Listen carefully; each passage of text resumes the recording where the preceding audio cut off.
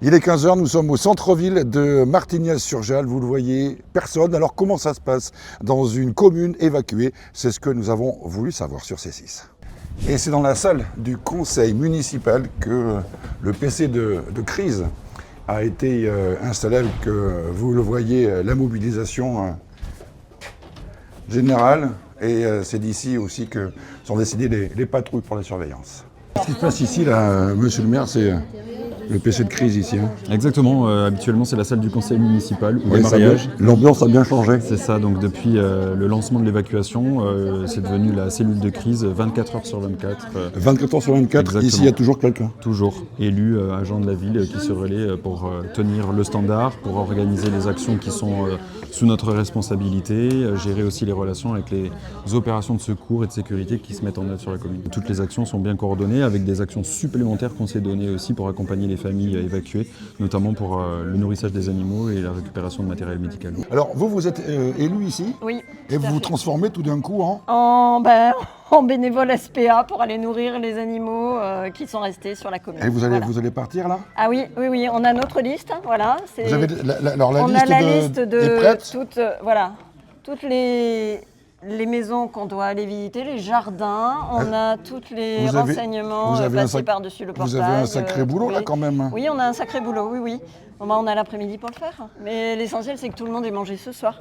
Voilà. Bon, écoutez, donc c'est chat, il n'y a pas de chien, mais tortues, les tortues aussi vous faites? poules, cailles, qu'est-ce qu'on a d'autre des canaris, des lapins, enfin voilà. Et là vous pouvez rentrer chez les gens, vous ont donné l'autorisation? Oui. Et très important, on demande toujours les noms, c'est-à-dire on a Minette, Whisty, voilà, tous les chats on a les noms aussi, on demande. Donc à Martignas, on va les chercher. Vous connaissez les habitants et maintenant vous connaissez les animaux. On est en train de animaux. référencer tous les animaux. Ah ouais, très bien, parfait. Voilà. Écoutez, je vais vous rendre votre liste, parce que vous en avez combien là? C'est à peu près une centaine? Là, on a 2 tournées. Alors, on est 2 équipes, mais on en a une trentaine chacun et ça va prendre du temps parce que hier, on en a fait une vingtaine et on a pris bien 2 heures, 2 heures et demie. Donc, oui, on en a pour un petit moment. Bon, on vous laisse y aller. Bon courage. Merci bien, on y va. Merci. Voilà, et puis, c'est d'ici aussi que partent, bien évidemment, les patrouilles dans la commune de Martignas parce que beaucoup de personnes se posent la question de savoir mais qu'est-ce qui se passe pendant que je ne suis pas là? Qu'est-ce qui se passe pendant que je suis loin de chez moi? Eh bien, vous allez voir, des patrouilles sont organisées. Donc c'est parti pour la patrouille. Donc là, vous patrouillez régulièrement dans tout Martignas alors? Dans tout Martignas, on a généralement un minimum de 2 motos, plus le Duster et le pick-up du garde champêtre, donc effectif de 4. Donc pour déjà prévenir d'un éventuel départ de feu, qui va plus être sur les extérieurs. C'est là où on va, hein? Là où on va aller faire un tour, c'est le plus sensible. Donc il y a une grosse proximité avec les habitations. Donc le sujet principal est surtout sur ce front-là. Ensuite, on va passer effectivement dans plusieurs secteurs, on se les délimite chacun son secteur. Oui, c'est ça, vous avez découpé Martignas en secteur et chacun... découpé de manière à pouvoir surveiller également la deuxième urgence. En l'occurrence, c'est de vraiment protéger les habitations, non plus de l'incendie, mais de tout ce qui est pillage. Pour être contre les cambriolages, c'est quoi? C'est des voitures suspectes? Alors, effectivement, on a des véhicules suspects. On a quand même beaucoup l'aide de la vidéoprotection, où nous avons toutes les entrées de communes qui sont sous surveillance. Donc ça permet d'avoir un œil avisé et de savoir par quel endroit rentre le véhicule et par quel endroit il ressort, et savoir ce qu'il a à y faire. Donc on a aussi cette aide qui est très, très précieuse, que ce soit dans l'instant T ou après pour la résolution d'un éventuel cambriolage si tel était le cas, ou d'identification des auteurs. Oui, puis quoi qu'il en soit, comme c'est une zone évacuée, bien évidemment il y a beaucoup moins de véhicules que d'habitude. Exactement. Donc les véhicules qui circulent sont forcément, entre guillemets, pas tout de suite suspects, mais bon...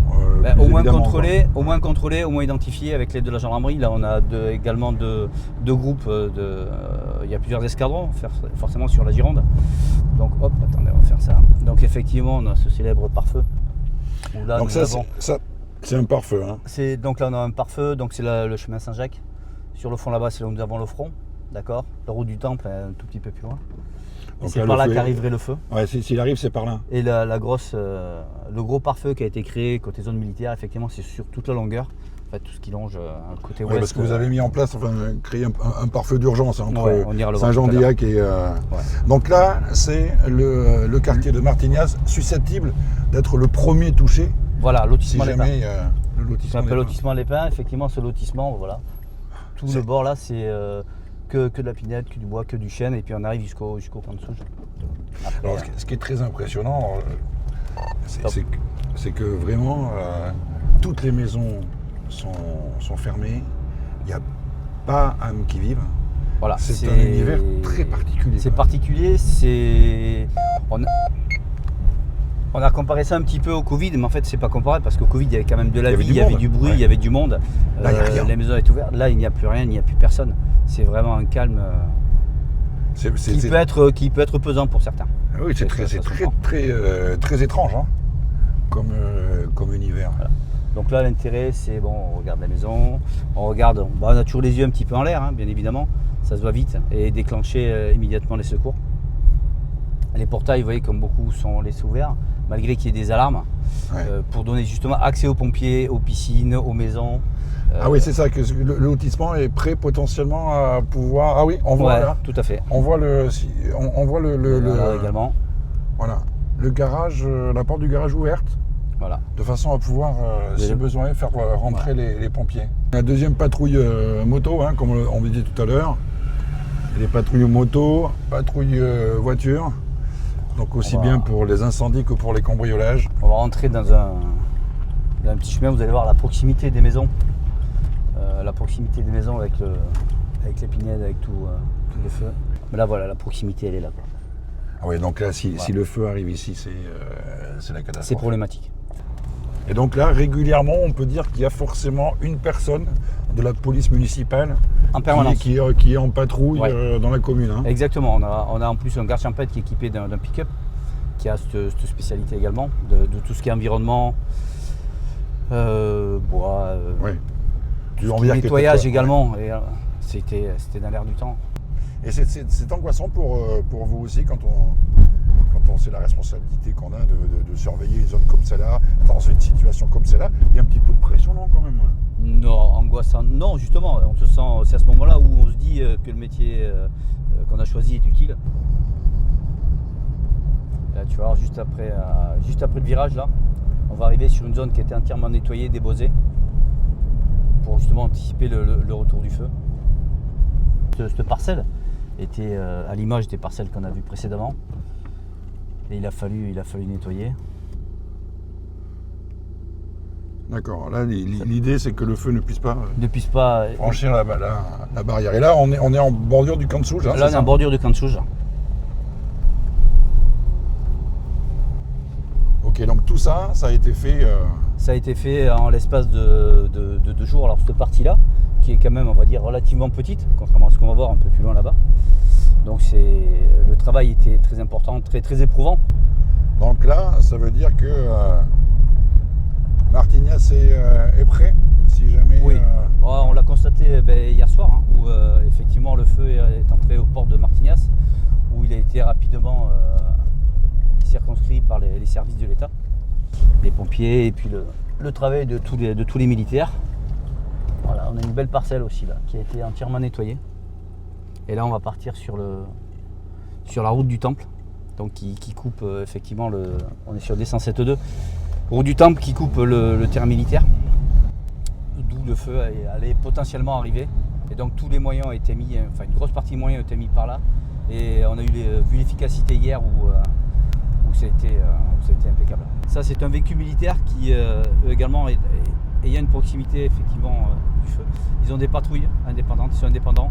Ils ont des patrouilles militaires qui sont là et pour la sécurité et pour prévenir en cas de reprise de feu.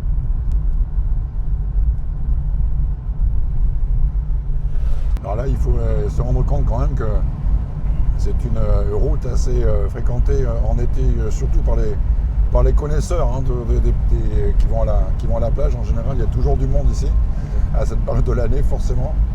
Mais là, vous le voyez, il n'y a absolument personne, mis à part donc les camions militaires, les camions pompiers, de gendarmerie, de l'armée, et puis la police municipale de Martignas, qui patrouille également. Alors là, Vous l'avez compris, hein, ça n'est pas uniquement pour les zones habitées, mais aussi pour la surveillance des reprises de feu, parce que là, c'est ce qui est extraordinaire aussi, peut-être, c'est ce qu'on peut ressentir, c'est vraiment l'aspect, tout le monde se mobilise, quoi.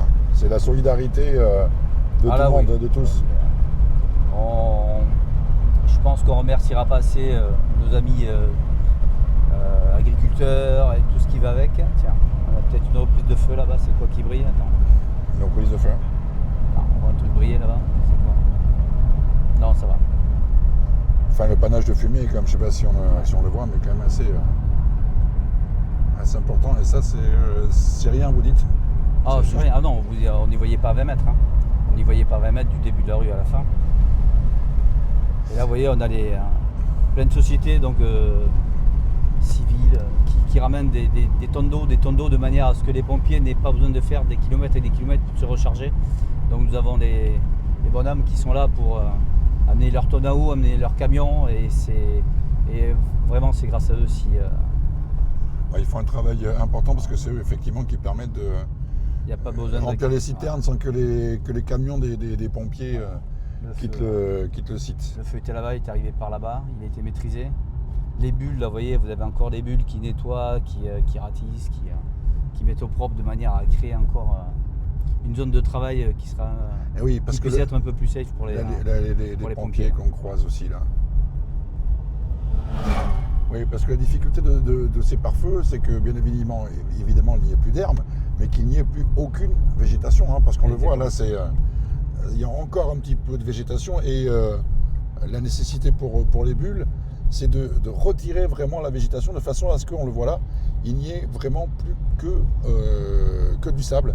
Donc il y a des engins de terrassement de façon à faire, c'est quoi, c'est une cinquantaine de mètres, hein, pour éviter ce qu'on appelle les fameuses sautes de feu, notamment avec les pignes, hein, qui sont transformées en véritables projectiles. On commence à bien voir la fumée là maintenant. Ouais, on arrive en bout de route du temple là. On voit il y a un gros travail effectué, hein, parce que il y a beaucoup de personnes mobilisées, alors des militaires bien sûr, mais pas uniquement, hein, parce que on a parlé tout à l'heure de solidarité, il y a aussi les pompiers qui sont là, il y a les militaires, il y a aussi des bénévoles et entreprises privées, vous l'avez dit tout à l'heure. La DFCI également, qui fait un beau travail également. Là, du bois là-bas jusqu'au bout du champ, jusque-là. Ça a sauté et ça a repris. C'est ça. Alors on était prêts, donc on attendait, on avait fait les pare-feux sur la commune de Martignas au bout pour stopper les feux. Et votre job à vous, c'est quoi? C'est surveiller un petit peu, c'est revenir? C'est de la surveillance et de l'information au camp militaire, à la mairie, à la police municipale, retransmettre à mon président de DFCI, à moi, retransmettre ce que l'on voit. Tant qu'on n'est pas, sur une période comme ça, on n'est pas nommé sur le poste, mais on fait du bénévolat, donc on est là et on prévient de ce qu'on voit. C'est important pour vous d'être là, quoi qu'il arrive. La cartographie, les zones, des choses comme ça, quoi. On ne va pas au feu, parce qu'on n'a pas le droit d'intervenir nous. On surveille et après, en sortie de feu, fumerolles, etc., ils nous appellent pour les aider, pour pas que ça recule. Les nouveaux hélicoptères qui sont arrivés depuis 2 jours chez nous, là, étrangers. Ah, ça, c'est des hélicoptères étrangers. C'est le renfort. Hein.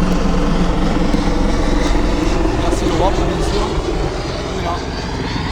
Là, ils vont pomper l'eau, voilà. Là, ils peuvent, on les voit et on va... Ah, ça va aller très vite. Ils pompent l'eau là, on les voit derrière. Ils posent la sacoche d'eau dans l'eau, ils remontent, ils repartent lâcher. C'est très précis, c'est pas mal d'avoir beaucoup de rotation rapide. Là où le pompier ne peut pas aller. On les voit en train on voit bien les turbines d'hélicoptères tout au noir derrière, vous voyez, ils prennent de la fumée, ils ont les masques à l'intérieur pour pouvoir tenir.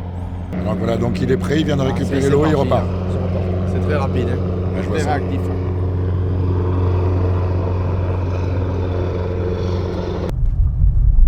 Là, c'est une belle vision là.